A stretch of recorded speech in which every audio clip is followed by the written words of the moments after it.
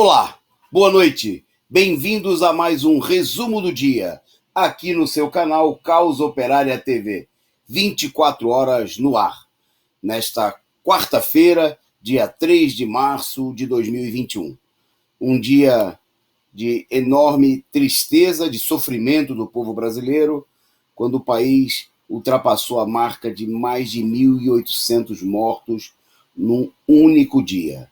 E o nosso programa destaca como tema principal justamente essa questão, porque infelizmente não é um número ocasional, não se trata de um acidente de percurso, de um dia mais infeliz do que os outros.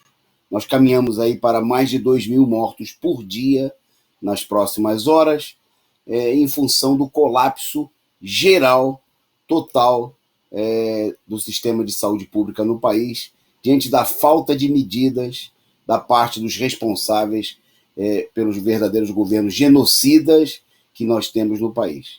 E diante disso, nós vamos ver aqui, o Bolsonaro declara que não quer pânico, que se trata de um exagero da situação, como ele vem falando ao longo dos meses. O governador de São Paulo, João Dória, o cínico São João Dória da vacina, anuncia medidas de aparência, enquanto mantém as escolas abertas para levar à morte mais professores, funcionários e estudantes.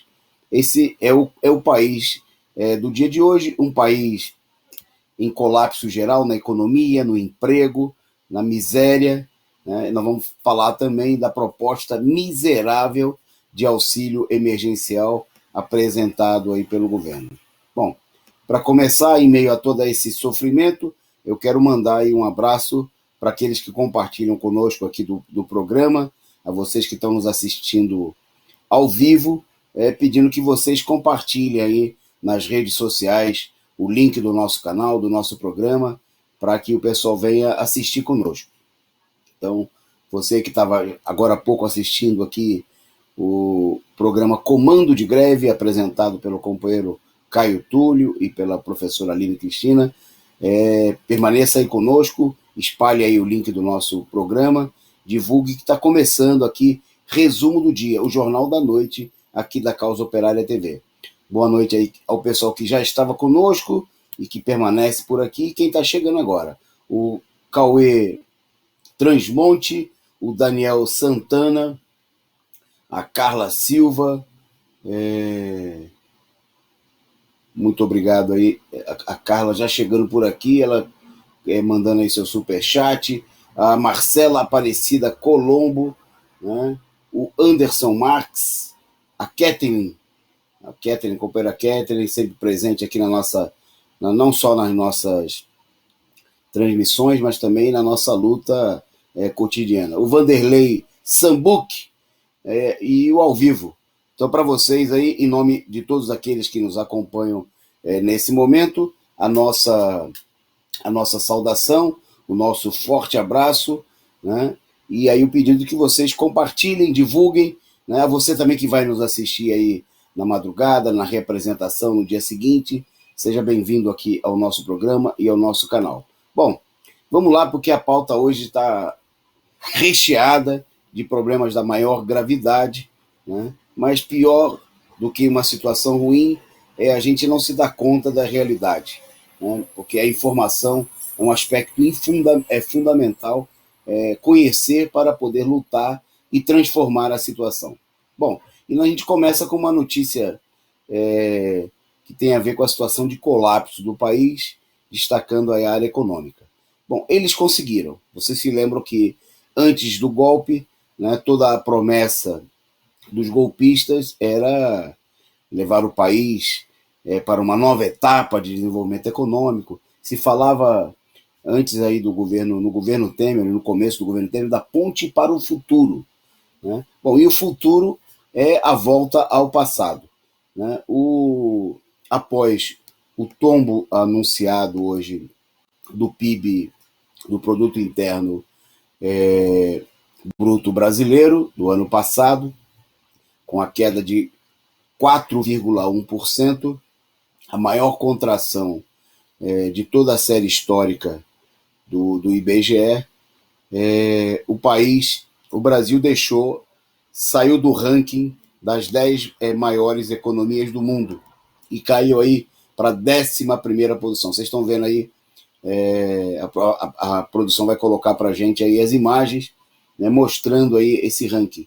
Né? Então aí tá aí os sétimos até o 12º colocado, e o Brasil, que já teve lá entre sétimo e oitavo, né? Havia a ilusão de muitos setores de que o Brasil ia se transformar numa economia do chamado primeiro mundo, um país desenvolvido, né? E aí mostrando a situação atual, que deixa o país cada vez mais longe disso, que não era, obviamente, uma realidade, mas está mostrando a situação de retrocesso, né? Com o PIB brasileiro aí ficando atrás de países como a Índia, Coreia e outros mais. Está aí a lista, os 6 primeiros: Estados Unidos, China, Japão, Alemanha, Reino Unido e Índia. Né? Aí a novidade, o Reino Unido sobe uma posição, a Índia caiu. Né? Obviamente que isso é em termos de montante do PIB. Né? Veja que na última coluna à direita você tem a participação em 2020 do PIB mundial. Né? Então aí você percebe a diferença, por exemplo, real, né, entre um país como a Índia, que tem uma população de 1 bilhão e 300 milhões de habitantes, e os outros. Bom, e aí tem na sequência, se der para colocar o outro, do 7º ao 12º lugar, coloca para a gente mais uma vez, produção, muito obrigado. Você tem aí, né, o Brasil não só retrocedeu aí, obviamente, no montante do PIB, mas também na participação na economia mundial, né? Ficando atrás, inclusive, da Rússia, da Coreia, né? Que era uma situação que o país tinha, em vários momentos, aí, ultrapassado esses países aí. Está aí a situação. Essa é a grande conquista do golpe de Estado, né? Que veio para detonar com a economia nacional. Já são milhares e milhares de empresas fechadas. Né? Se isso evoluiu e se agravou ainda mais nesse momento da pandemia, mas a situação é uma situação claramente perseguida por aqueles como Dallagnol e outros disseram que, né, os Estados Unidos iam quebrar, né, a Odebrecht, mas não é só a Odebrecht, estão quebrando todo o país, né, devastando a economia nacional para favorecer, em benefício aí dos tubarões capitalistas, das grandes potências que estão assumindo aí o controle, transformando o país num mero exportador de matéria-prima, né, cada vez mais, o que leva o país a uma posição de recolonização.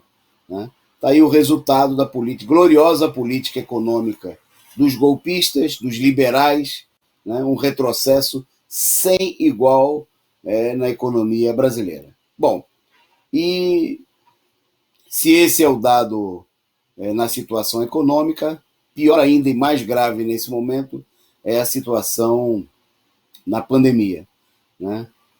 Entrando no principal tema do nosso programa de hoje, como não poderia deixar de ser, o país chegou hoje, mais uma vez, pela 2ª vez consecutiva, a um novo recorde. Né? Se ontem a gente já vivia uma situação para lá de desgraçada, com mais de 1.700 mortes, hoje o país, às 24 horas, registrou 1.840 mortes, né, e voltou a bater um novo recorde e se aproximou da marca de 260 mil mortos. Nesse momento, já são 259.400 mortos em todo o país. Bom, o país vive uma situação de colapso geral, né, onde cerca de 20 estados, né, tem uma situação de alta, e não é uma alta qualquer, é um estouro de casos, com superlotação de hospitais, de UTIs. Né? A média no país nos últimos 7 dias alcançou a marca de 1.332 mortos por dia.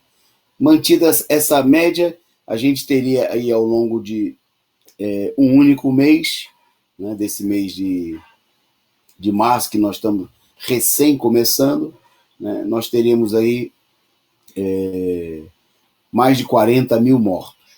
Né? Mas, infelizmente, né, o pior de tudo é que a situação ela está caminhando para uma média bem superior a essa, né, com muitos dias com mais de 2 mil mortos. Significa que nós podemos ter aí mais de 60 mil mortos nesse mês, né? Isso em números oficiais que as secretarias estaduais de saúde e o governo divulgam como resultado dos casos testados, internados comprovadamente com Covid, quando a gente sabe que esse número corresponde a uma falsificação cotidiana, né, porque não leva em conta as pessoas, como determina a recomendação da Organização Mundial da Saúde, de que as pessoas com sintomas que não tenham porventura sido testados ou que os testes não tenham sido apurados antes de que o óbito seja lavrado, né, que também deveriam constar como sendo mortos na Covid. É uma situação de colapso total que vai levando também, é bom lembrar nesse momento, a morte por outras doenças, porque a superlotação das UTIs e dos hospitais está deixando o povo sem condições de tratamento ou de socorro, né, diante daquilo que é a rotina do país, dos casos de emergência, de urgência, das epidemias com as quais o país convive cotidianamente, como tuberculose, casos de dengue, e por aí vai. É uma situação, se a gente... Nós estamos num momento que nós estamos chegando aí a ter mais, vamos chegar a ter mais de 2 mil casos de mortes por Covid, né? E isso vai provocar também, está provocando já, a morte, muitas mortes a mais, né, do que, digamos assim, a média, se é que a gente pode dizer, normal, né, habitual de mortos no país. Bom, no meio de tudo isso daí, dessa situação para lá de fora do controle, né, o presidente Jair Bolsonaro saiu com a pérola do dia, né, dizendo que o país não pode viver em pânico, né, dizendo que o problema está aí, mas que a população não pode viver em pânico, né.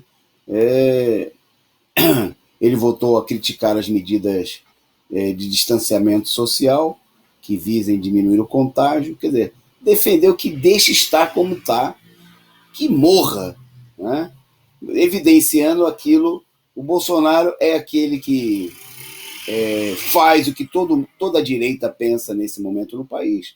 Nós vamos ver, e que ele fala, e ele assume, né? Isso depois, ele falou isso depois que o país tinha apresentado o recorde de ontem, de 1.726 mortes causadas pela Covid. Né? E eles disseram assim, criaram pânico, né? Criaram. O problema está aí, lamentamos, mas você não pode viver em pânico. Que nem a política de novo, do fique em casa. O pessoal vai morrer de fome, de depressão. É o cinismo, né, para tentar dizer o seguinte, que seria impossível atender às demandas e às necessidades do povo brasileiro, pelo menos aquelas mais prementes, né, e que o problema seria como se fosse insustentável e que a gente deveria agir com normalidade, né, diante de quase 2 mil mortes por dia. Na realidade, é o pensamento dominante, né, de toda a direita, de toda a burguesia, né, que olha com horror que o Bolsonaro fale assim, de maneira pública, use tais palavras, mas que na realidade pratica a mesma política. É a política de salvar os bancos, salvar os grandes capitalistas e deixa o povo morrer.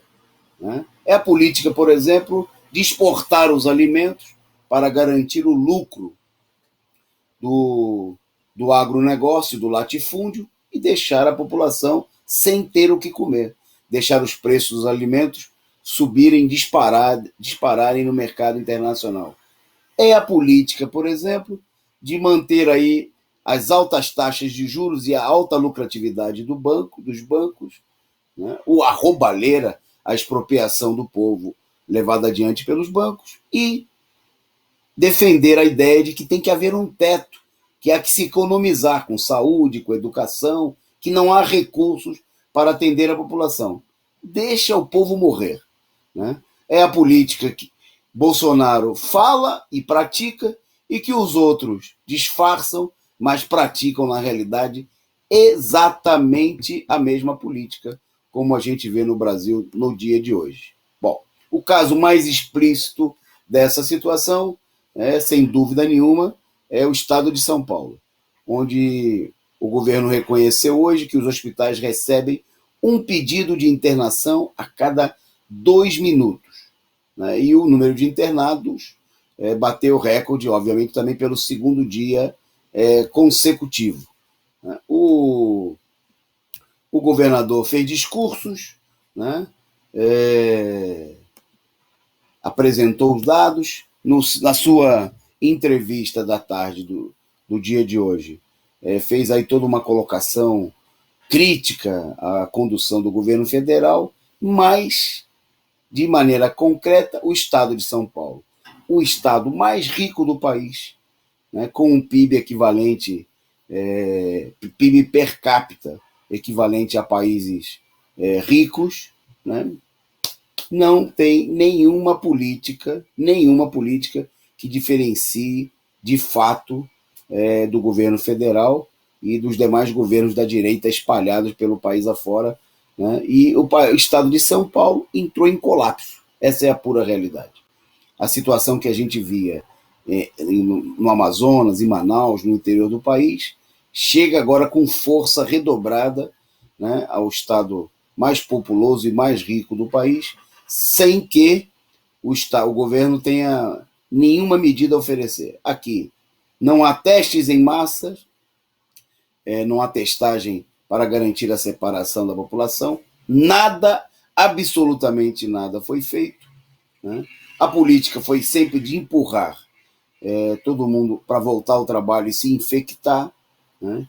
Bom, e o governo hoje deixou bem claro que não está nem aí para a população, principalmente obviamente para a população trabalhadora, porque decretou a fase vermelha, né? Mas mantém as escolas abertas, né? É importante destacar que a fase vermelha de Dória, assim como os lockdowns e toques de recolher adotados aí pelo país afora, em inúmeros estados e cidades, são medidas de aparência, inócuas, que não resolvem nem minimamente a situação de colapso, né? Isso porque não há uma política de atendimento, não há uma política de testagem, nada, absolutamente nada, né, que possa aparecer como uma política de efetivo combate à evolução da pandemia. Bom, as escolas permanecem abertas, os trens, ônibus, metrôs continuam lotados, os supermercados continuam abertos, né, a indústria continua funcionando e não há, de fato, fase vermelha, né, nem toque de recolher, nem nada. É uma política de pura aparência. E onde os maiores afetados com essa situação são os varejistas, os pequenos comerciantes, os pequenos lojistas e, obviamente, os trabalhadores, que são tratados como verdadeiros escravos, né? E são reprimidos naquilo que seria aí o seu tempo livre de lazer. Esse tempo vem sendo expropriado. O escravo só tem direito a trabalhar, morrer nas condições impostas pelos capitalistas e pelo Estado de tipo fascista, nazista, que nós temos à frente do governo de São Paulo, do governo nacional e em várias outras unidades da federação. Além do risco, obviamente, da saúde, a gente tem nesse momento o risco de passar fome, né? E por isso as pessoas se veem forçadas aí, porque não há nenhum tipo de amparo, a saírem desesperadamente para conseguir resolver o problema mais imediato, financeiro. Veja-se até o caso das escolas, né? Onde, embora em número reduzido, né, embora em número em relação ao conjunto, muitos pais se veem forçados a mandarem seus filhos para a escola por conta da merenda escolar. E muitos professores se veem temerosos de tomar uma atitude, a única atitude possível nesse momento, que é entrar em greve, paralisar as suas atividades por conta do medo do desconto salarial, da miséria, e as pessoas, por uma miséria, por uma migalha, as pessoas colocam a própria vida em risco, né? Quer dizer, para ganhar em um dia de trabalho R$ 50, R$ 100, as pessoas, inclusive professores, inclusive profissionais das mais diferentes categorias, estão arriscando a própria vida. Tamanho é a situação de caos, de colapso, né, que se estabeleceu no país. Né? É evidente, né, nós somos a favor do isolamento social, mas para isso seria necessário garantir condições econômicas para o povo. O presidente diz que não há condições para fazê-lo, porque, obviamente, nem ele e nem nenhum político da direita, da burguesia, vislumbra a possibilidade de tirar o dinheiro de quem tem. Né? Como a gente vem mostrando aqui em seguida os programas, os balanços apresentados pelos bancos, por exemplo, são de uma outra realidade. Né? São de uma realidade como se não existisse uma situação de colapso no país. Né? São balanços generosos em seus lucros, às custas da expropriação, da miséria e da fome do povo brasileiro. Né? Da mesma forma que setores muito minoritários da economia, né, estão aí aumentando as suas fortunas, os bilionários estão ganhando cada vez mais dinheiro. Veja-se determinados setores do comércio varejista, né, como, por exemplo, Magazine Luiza e outros. Veja-se o caso do agronegócio, dos latifundiários, dos setores que estão produzindo para exportação e ganhando aí na desvalorização da moeda brasileira. Para esses, tudo vai bem, obrigado. Mas para a imensa maioria do povo, né, para a classe trabalhadora, para os pequenos proprietários, pequenos comerciantes, a situação é de fato insustentável. Né? Então é óbvio, né? No meio disso tudo nós temos aí o problema da farsa da vacinação, né? Porque não há um plano de vacinação massiva, não há plano nenhum. Há países que, como por exemplo Israel, Inglaterra e agora até os Estados Unidos, conseguiram diminuir o número de mortos, né? Ainda que com enorme debilidade dos planos de vacinação levado adiante por esse país e com muito atraso, mas com um plano de vacinação massiva, enquanto no país isso aí nem de longe é realidade, nem de longe se vislumbra, né, de fato essa possibilidade. Né? Um dado fundamental da própria situação é que nem 3,5% da população brasileira recebeu a primeira dose da vacina. Isso mesmo, 3,5% da população. Os dados divulgados hoje pelas secretarias estaduais de saúde e pelo consórcio de veículos da imprensa golpista mostram que 7.351.000 brasileiros teriam sido vacinados com a primeira dose, né? O que equivale aí a cerca de 3,5% da população. Isso nem de longe, como a gente está vendo nos resultados práticos, serve nem para conter minimamente, né, a situação de evolução da pandemia.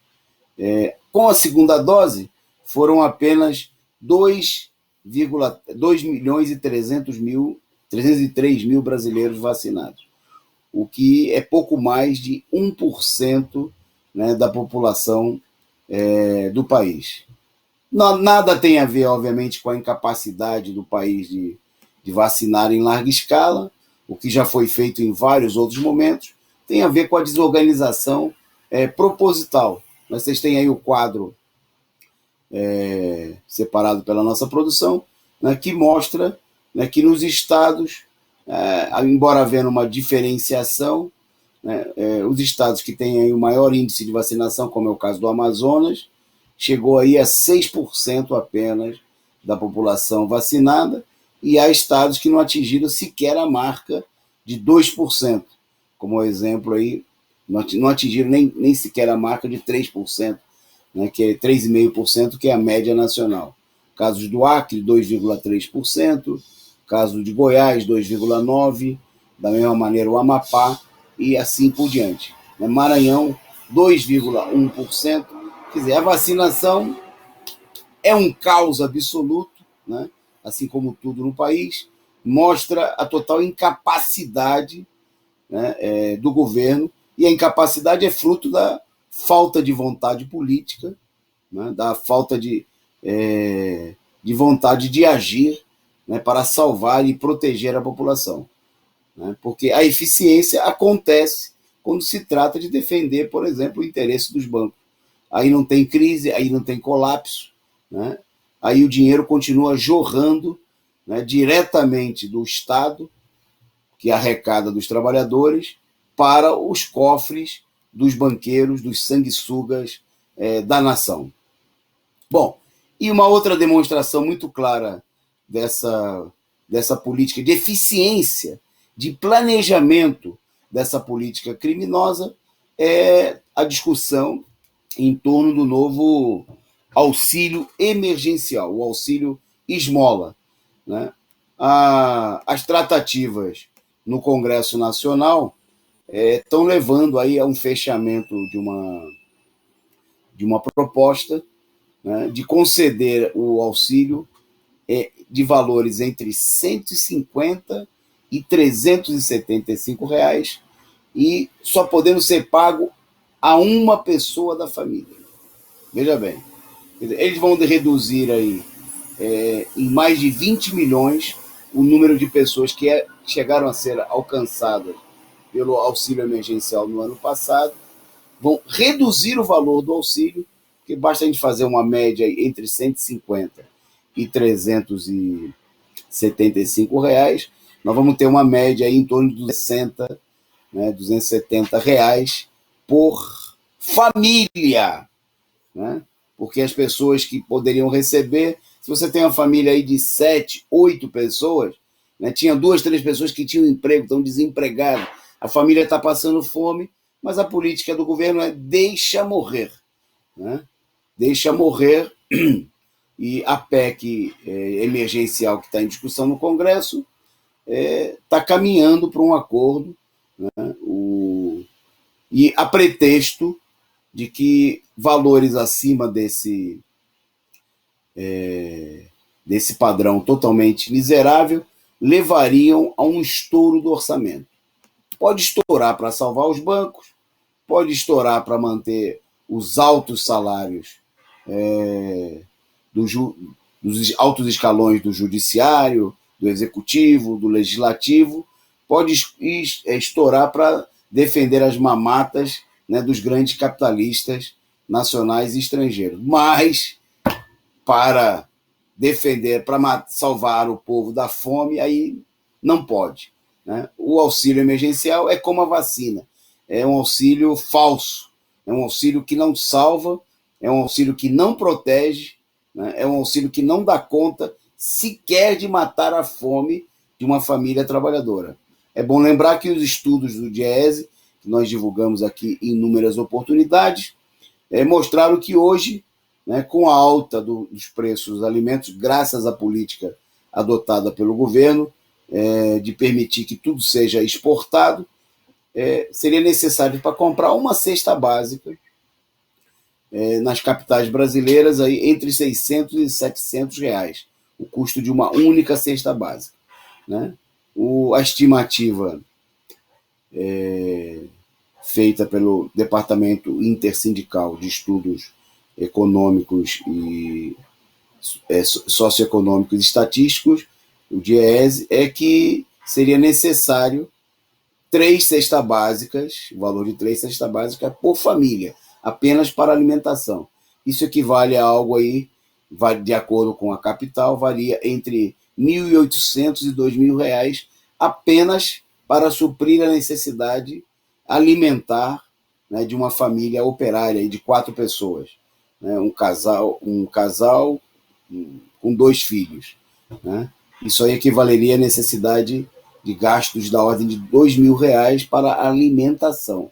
E o governo está propondo, né, com o apoio dos deputados de toda a direita golpista, né, que finge ser oposição ao Bolsonaro, né? A proposta é aprovar esse auxílio miserável para garantir aí que não haja nenhum problema nas contas do governo, do Estado. Quer dizer, é a situação de crise total, né? De abandono completo, né? Quem não morre na pandemia, uma ampla parcela do povo brasileiro, nesse momento, está ameaçado de morrer de fome, né? E por outras doenças que essa situação de falta de alimentação, falta de atendimento, vai provocar em dezenas de milhões de pessoas. É o comprometimento do presente, né? A gente vê aí na destruição econômica, no retrocesso da economia nacional de conjunto, e do futuro, né? Esse é o serviço prestado aí pelos governos golpistas da direita e da extrema-direita. Bom, o Kratos até colocando aqui uma continha, R$100, 1 quilo de carne de segunda, né? Ele fez uma conta, 1 quilo de carne de segunda, 25, 5 quilos de arroz, 25, 3 quilos de feijão, 24, 3 latas de óleo, 24. Só aí já deu R$100, a conta aí apresentada pelo Kratos, né? Bom, é preciso lembrar que no meio disso daí, a esquerda lá atrás fez a maior exaltação, né, do auxílio emergencial de R$600, né, apresentando como uma grande conquista, uma vitória do povo brasileiro, aquilo que já era uma miséria. Bom, e agora não criticou, não disse que era uma miséria, né, e agora vai aí procurando se adaptar e fazer pequenas mudanças, né, porque lá atrás o Bolsonaro e a direita concordaram com os R$600, né, propuseram os R$600 e votaram em conjunto com a direita. Não houve oposição a esse auxílio miserável, um dos menores do mundo. Agora, né, a crise avança e não há nenhuma mobilização real, né, por parte da esquerda, das organizações populares, contra essa política miserável que vai levar aí, que estão propondo, né, de impor aí um auxílio entre R$150 e R$375, repito, né, para uma única pessoa de cada família. Bom, agradecer aqui, saudar a presença do pessoal aqui no nosso chat, participando, a Angelina, o Kratos, o Luiz Berzoga, né? Lembrando aqui que 1,2 trilhão foram doados aos bancos, né? O que equivale a 40 anos de auxílio emergencial com 13º salário incluído, né? O companheiro Reflexão sempre por aqui presente também conosco, muito obrigado a vocês, pedindo a vocês aí que se vocês compartilhem e também contribuam aqui com o nosso canal. Você pode contribuir fazendo a sua inscrição como membro do canal, né? Logo abaixo da nossa telinha aqui, você tem aqui o link Seja Membro, né? o retângulozinho, você clica e escolhe aí o valor que você pode pagar, e sendo membro ou não, né? Como é o caso dos membros aqui do nosso canal, o Fernandes, a Carla Silva, o Kratos e tantos outros que nos assistem nesse momento, você pode mandar também a sua contribuição instantânea, o seu superchat, a sua figurinha, o sticker, e a gente divulga aqui a sua mensagem, a sua contribuição, porque nós dependemos, né, exatamente dela para manter aqui o nosso canal funcionando, crescendo, né, e denunciando a política de rapina contra o povo brasileiro. Bom,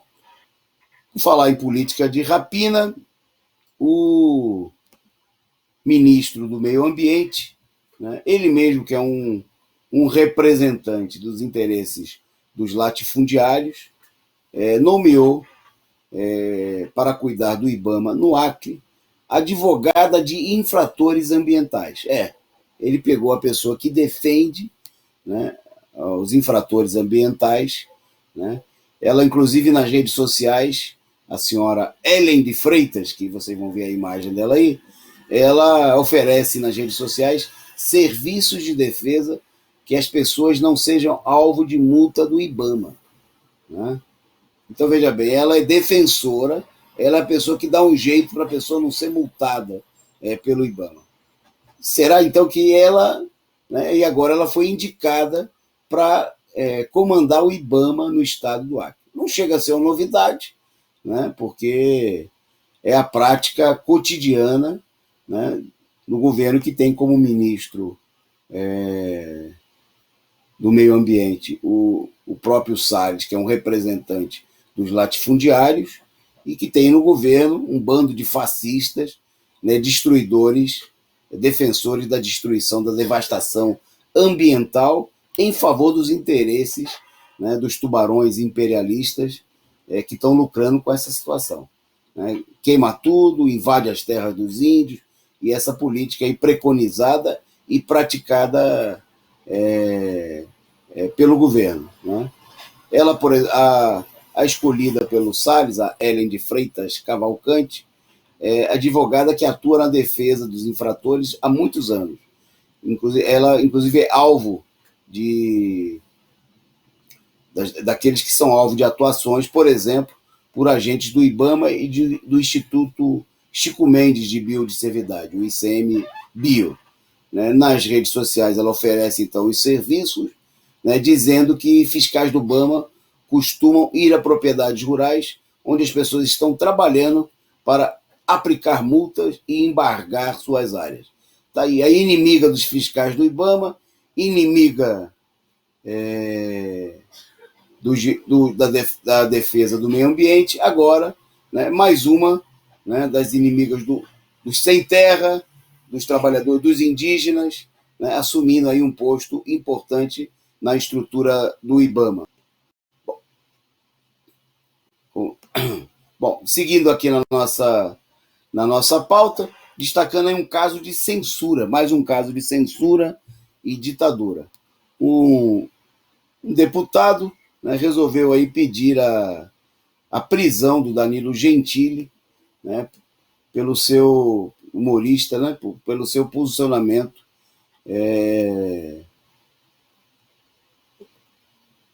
fui abrir aqui, abri errado, pelo seu posicionamento onde ele chegou a falar em socar deputados e a Câmara, né, e a Câmara, em resposta a expressão do humorista, né, que tem muitas piadas e pronunciamentos de mau gosto, né, comprovado e indubitável, mas exercendo o seu direito de dizer, inclusive como artista, né, de fazer aí os seus pronunciamentos, as suas piadas, ri quem quer, goste quem quiser gostar, né? Mas o Gentili falou em socar os deputados e a Câmara pediu ao Supremo Tribunal Federal a prisão do apresentador. Né? O caso tem a ver aí tem referência ao deputado Daniel Silveira, né, preso recentemente por ordem do STF, né, e a Câmara adota, em certo sentido, a mesma medida, o mesmo critério utilizado no caso do Daniel Silveira. Né? E, portanto, para ser coerente, né, veja só, o STF mandou prender o Daniel Silveira pelas declarações do deputado, por falar, né, contra o STF e fazer ameaças verbais, né, contra ministros do STF. Bom, a Câmara adota o mesmo critério e quer que o STF mande prender, né, o apresentador que fez ameaças aos deputados. Né? Obviamente que se trata de uma medida claramente ditatorial, mostra que a Câmara não tem, longe de ser, como alguns tentaram dizer aí, um bastião da defesa da democracia, nem de longe, se sujeitou à política reacionária do STF, inclusive no caso do deputado direitista, e agora, né, quer usar os mesmos, quer instigar o STF, né, quer fortalecer ainda mais o poder de repressão e de perseguição do Supremo Tribunal Federal. Né?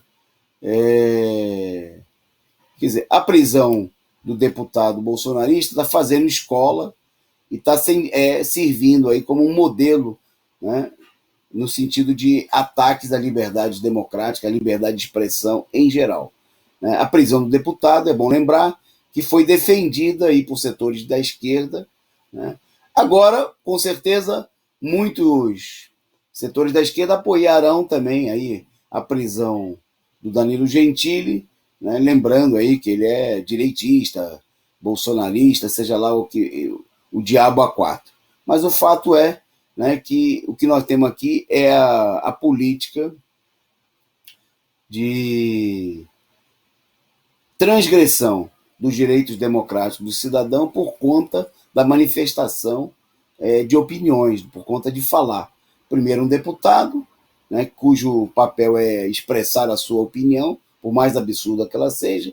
Agora, de um artista, que também deveria ter plena liberdade de expressar aí a sua opinião, fazer as suas piadas, seja de bom gosto ou de mau gosto. E agora nós temos aí o STF como um árbitro, né, que vai dizer, né, o que pode ou não pode ser feito.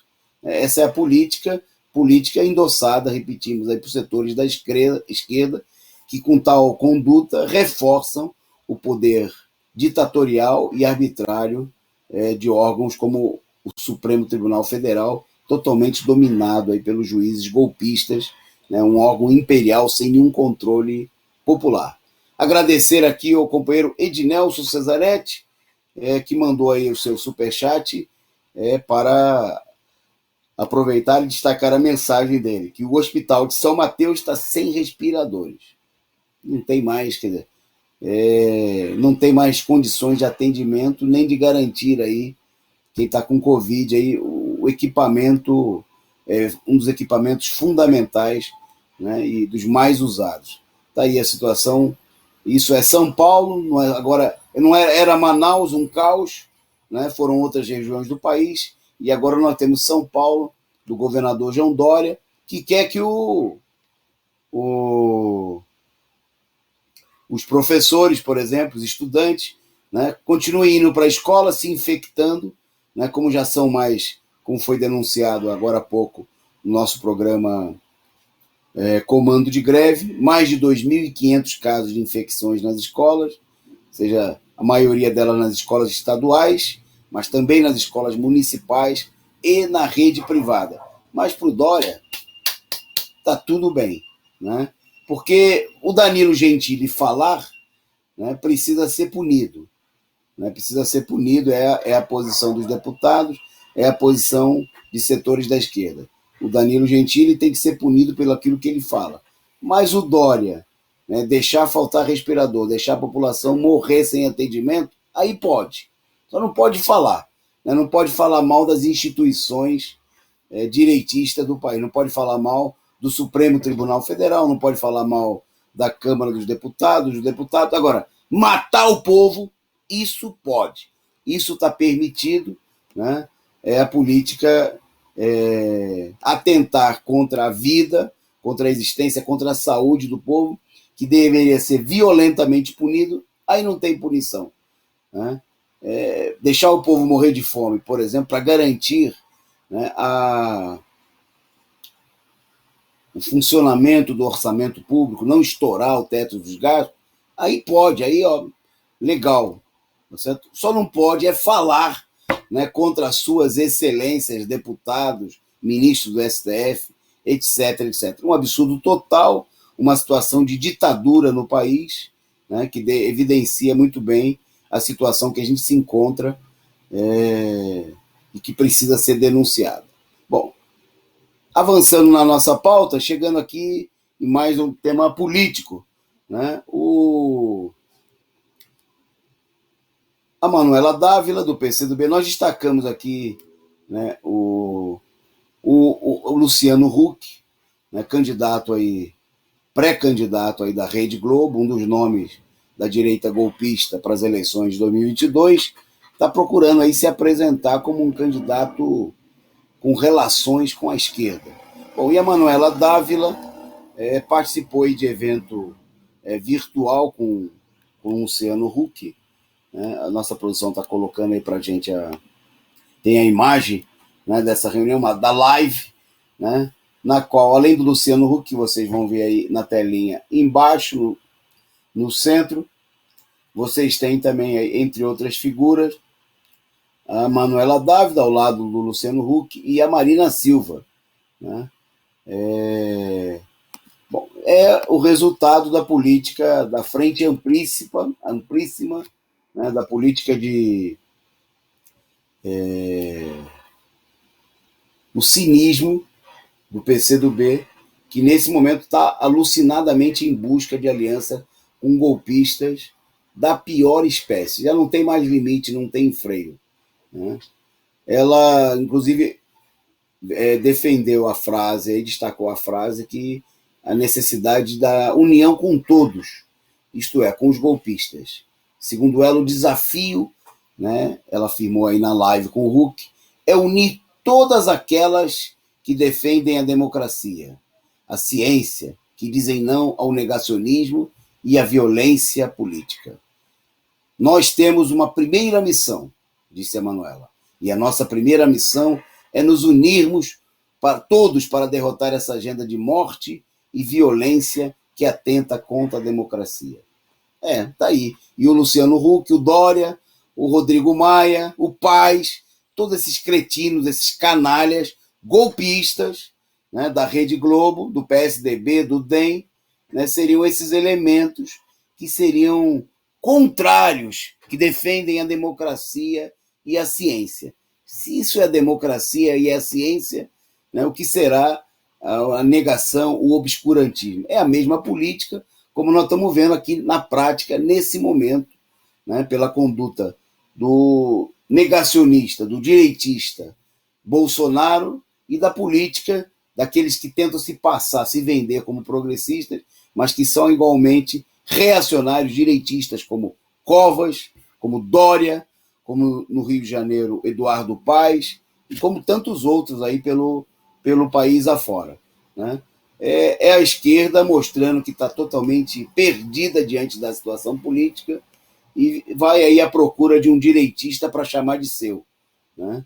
Seja ele quem for, o Luciano Huck, inclusive, que tem conversas de que estaria sendo sondado para se filiar ao PSB, né, e ser candidato presidencial do partido, diante de uma possível impossibilidade de não conseguir derrotar o Dória, né, na escolha do candidato tucano à presidência da República.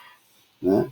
E, para lembrar, né, setores do PSB e do PCdoB anunciaram aí que estão discutindo aí uma possível fusão, ou pelo menos uma aliança nas eleições de 2022, o que levaria aí o PCdoB, se cria uma possibilidade da gente ter o PCdoB apoiando o candidato da Globo, né, da direita golpista, puro sangue, né, nas eleições do próximo ano.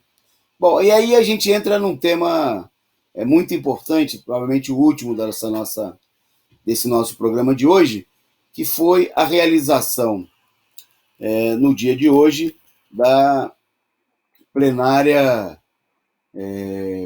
nacional dos movimentos de luta, né? Realizada e convocada pela Frente Brasil Popular e pela Frente Povo Sem Medo, reunindo todos os partidos de esquerda, representantes da CUT e das demais entidades que se apresentam como sendo centrais sindicais, MST, MTST, Central de Movimentos Populares, a CMP, movimentos mais diversos, né, de defesa dos explorados. A plenária ela reuniu aí cerca de 400 pessoas, né, mais de 400, chegou a ter quase 450 pessoas, representando aí coisa de mais de 300 entidades. Né, e poderia se constituir efetivamente num fórum, né, importante de defesa das reivindicações dos trabalhadores no momento de profundo estouro da crise. Quer dizer, se tem um momento que seria necessário reunir a esquerda, reunir as organizações de luta dos trabalhadores, né, e uma alternativa própria dos explorados de situação, é esse momento. né, em que o país está entrando aí, está num colapso total, né, e a situação que é ruim caminha muito claramente para se mostrar ainda com maior gravidade. Infelizmente, diante do domínio da direita frente à situação, nós estamos longe de ter chegado ao fundo do poço. Né? Bom, pois bem, a plenária debateu aí a gravidade da situação, né, o colapso geral do país, né, mas eu queria destacar, teria várias coisas para destacar, mas queria destacar que, em primeiro lugar, né, a plenária, que seria uma plenária dos movimentos populares, dos movimentos de luta, mostrou aí um distanciamento muito grande daqueles que representam esse movimento, né, daquilo que é sensível na base das organizações populares. Né? Um sintoma muito claro dessa situação é que a plenária não adotou como uma questão central a defesa dos direitos políticos do ex-presidente Lula.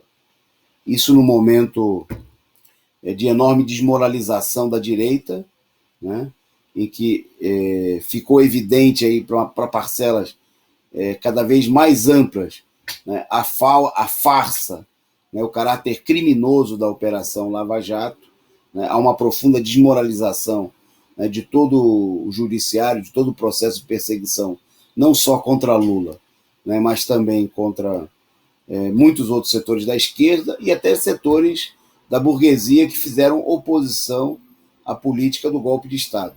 Né? Veja-se o caso aí dos dirigentes da Odebrecht, que vazamentos divulgados aí nos últimos dias, como nós relatamos aqui, mostraram aí que a comemoração dos procuradores afirmando que os americanos iam quebrar a Odebrecht. Né? Pois bem, a plenária, em meio a muita discussão, mostrou aí um claro desnorteamento da esquerda. Foi a primeira plenária, depois de que a maioria da esquerda, por meio dos partidos políticos representados no Congresso Nacional, mas também através da atuação das direções sindicais ligadas a esse partido, endossaram a política de apoiar a direita no Congresso Nacional.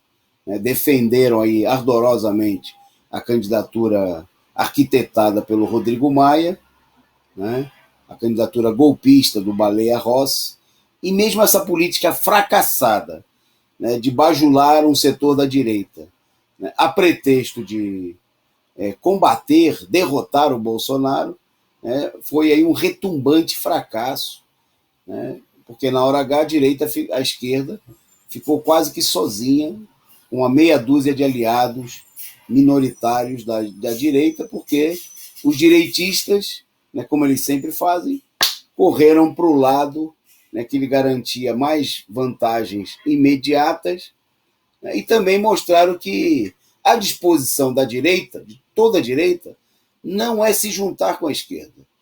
Né? A esquerda só serve para apoiar a direita.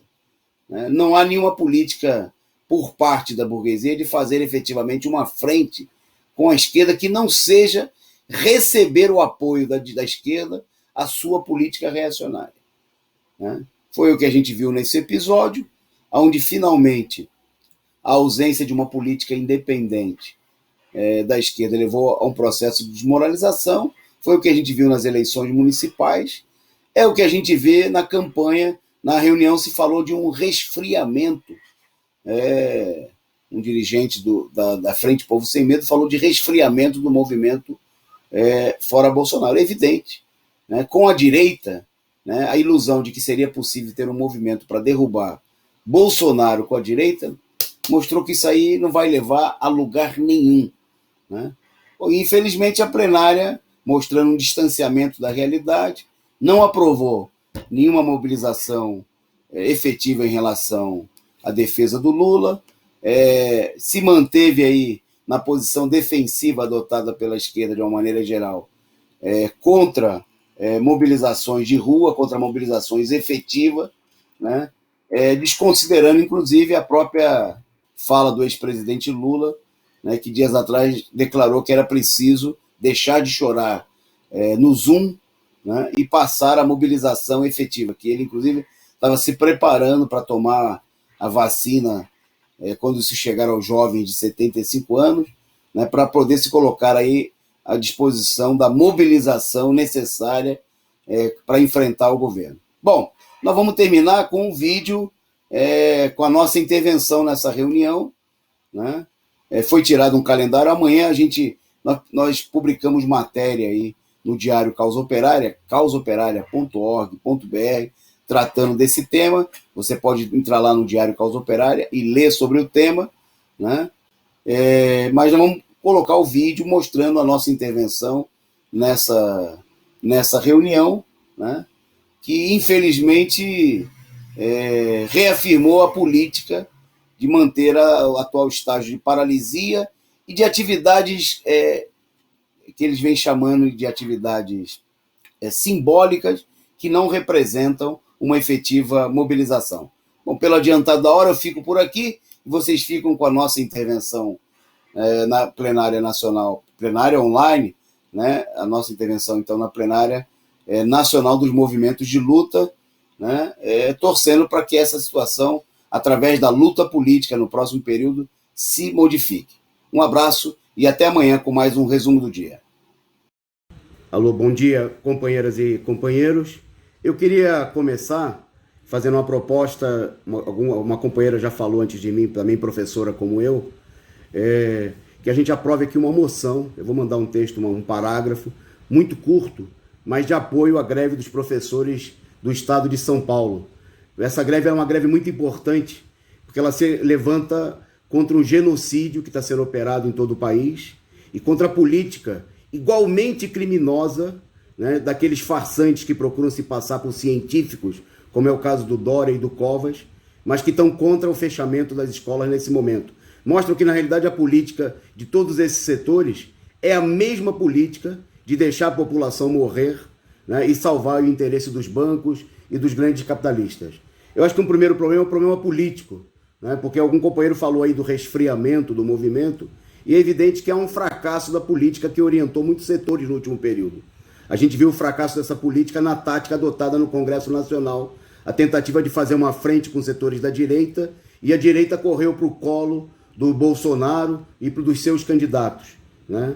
E deixando aí a esquerda de pendurada na brocha. É preciso abandonar essa política. Na pandemia está claro que eles se acusam, mas a política deles é a mesma. É uma encenação, é a política de deixar o povo morrer na fome, do desemprego. E aí nós estamos totalmente de acordo, nós do Partido da Causa Operária, né, que é preciso aproveitar a situação. Tem uma situação de desmoralização da direita, como se vê claramente na questão da Lava Jato, né? E nós não podemos abdicar de uma arma poderosa, uma das armas mais poderosas que a esquerda tem nesse momento, que é ter a maior liderança política do país, que é o companheiro Lula. É preciso incluir na nossa pauta de reivindicações a anulação da Lava Jato e a devolução dos direitos políticos do Lula, né? E olhar com uma perspectiva, porque Lula é uma liderança que se colocou à disposição e tem o potencial de mobilização importantíssimo, que é uma arma que nós precisamos nesse momento, né? E, por último, né, o Lula levantou uma questão importante que nós estamos de acordo. É preciso parar de chorar no Facebook, né? Isso aí não adianta, e é preciso tomar o caminho da mobilização. A gente viu aqui algumas iniciativas iniciais, mas, companheiros, os próprios professores na sua greve estão mostrando que para enfrentar os governos é preciso sair nas ruas. Sem mobilização na Paulista, por exemplo, a greve seria uma greve invisível. Não vai haver derrota da direita, de Bolsonaro, Dória e de todos os governos direitistas, sem uma mobilização. Vamos lembrar aquilo que muita gente aqui gostou, bateu palma, os trabalhadores chilenos, na sua mobilização. Também havia setores que falavam, mas não pode sair às ruas na pandemia. E eles disseram, se podemos trabalhar, podemos nos manifestar. Então, com os devidos cuidados sociais, né, com álcool gel, com máscara, com tudo que é necessário, é preciso ter uma política de enfrentamento, né, contra a volta às aulas, fora Bolsonaro e todos os golpistas, auxílio emergencial de pelo menos um salário mínimo, ocupar as fábricas contra as demissões. É preciso romper com a paralisia, e muita gente que saiu na eleição para pedir voto e agora diz que não dá para sair nas ruas para defender os interesses dos trabalhadores. Vamos romper a bolha, vamos furar a bolha, companheiros. Obrigado. Obrigada, gente. Vou insistir de novo para a gente tentar se manter dentro do tempo.